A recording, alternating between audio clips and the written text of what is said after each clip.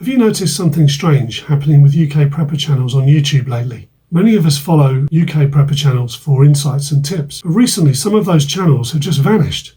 Why? I'm going to delve into this mystery today.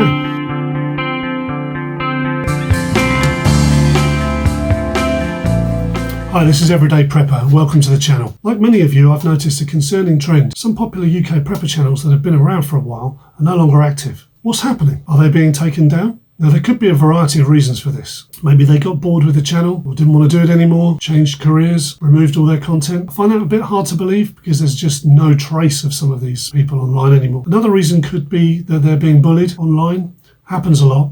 I have heard that some larger channels are intimidating smaller channels in the prepping community. I can't verify this, and to be honest, why on earth would someone do that, especially when they're part of the prepping community? And again, there's just no evidence of there ever having been a channel for some of these guys. Or could it be that the government don't like what they're saying? They don't like people encouraging free speech or encouraging resilience. Now, I'm not sure how the government would go about getting them shut off YouTube. I'm sure they have their ways. What I do know is the government are definitely trying to stifle free speech. And that's a fact.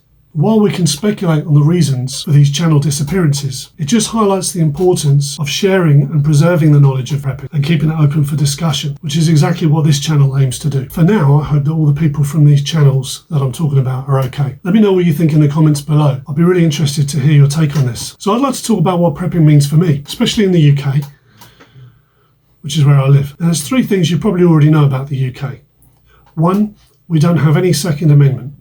This is very important and something I'll touch on in a bit more detail in another video. Two, we're a very small island. We have a population density 7.5 times greater than the USA, and all of the land in the UK is owned. There's no free land. And thirdly, the weather in the UK is a big bunch of shit. Now, I started prepping when I realised that there was many worldwide events going on that could potentially impact me in the UK. So when I started looking into prepping, checking out various channels and online articles, I went full on down the rabbit hole. I mean, I purchased tons of gear, some that I'll probably never ever use, and learned loads of skills. And again, some of those I'll probably never use as well. I didn't keep it to the basics, which is probably what I should have done. And that's how I'd approach it now. Some of you may know what I'm talking about. Preparedness is a massive subject, and sometimes it's hard to know where to start. So if I was starting from scratch today, I would take a more methodical approach. I'd probably look at a two-pronged approach.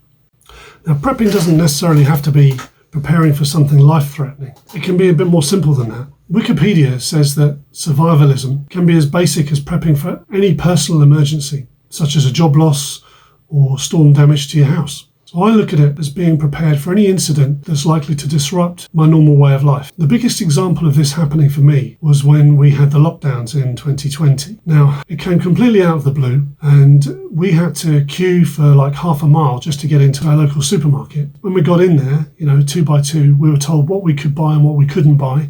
There was barely anything on the shelves because people had stockpiled or panic shopped. And this all happened really, really quickly. So it was very hard to deal with, and it was all very confusing. Luckily, because I'd been preparing for all other manner of disasters, and this is not what I was preparing for, I luckily had some food as backup. So it saved me having to queue for a while.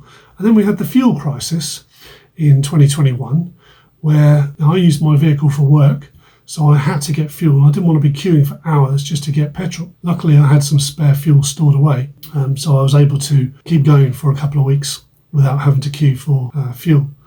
And then it eventually sorted itself out. So it just shows that it doesn't matter if you're not what you're prepping for, as long as you're prepping for the basics. Something completely wild can just come out of the blue and you'll be prepared. I would look at it from two different angles. First of all, from a survival point of view, what you need to survive. You need, apart from air, you need water, food, shelter, even if it's just a tarp. So maybe storing some extra water, storing some extra food, tins, MREs, meals ready to eat, those kind of things. Start off with just having a few days worth, maybe a few weeks worth, and then you can build on it from there. And then maybe having the means to cook some food or boil some water. So this is all a great starting point. And to prepare for day-to-day disruption, I would recommend that you go through your daily routine from when you get up in the morning to when you go to bed at night and look at every activity that you do during the day. And if there was something that occurred that could disrupt any of that might cause concern, then you might want to prepare to mitigate that. Now, I'll be posting a video soon where I'm going to cover this in a lot more detail and go through what might impact a day-to-day routine from a UK perspective. And although it might be from the UK, it'll be relevant to wherever you are. I'll also be making a practical video about how to set up a solar power system that you can use in the event of a prolonged blackout. So I'm hoping this channel will be one of your key resources to learn about preparedness, especially if you're getting started. And whether you're a really keen prepper like I am, or you're just starting out, please consider subscribing to the channel and drop me a comment below about your own prepping experience or about some of the topics you'd like to see covered. In the meantime, thanks for watching and stay prepared.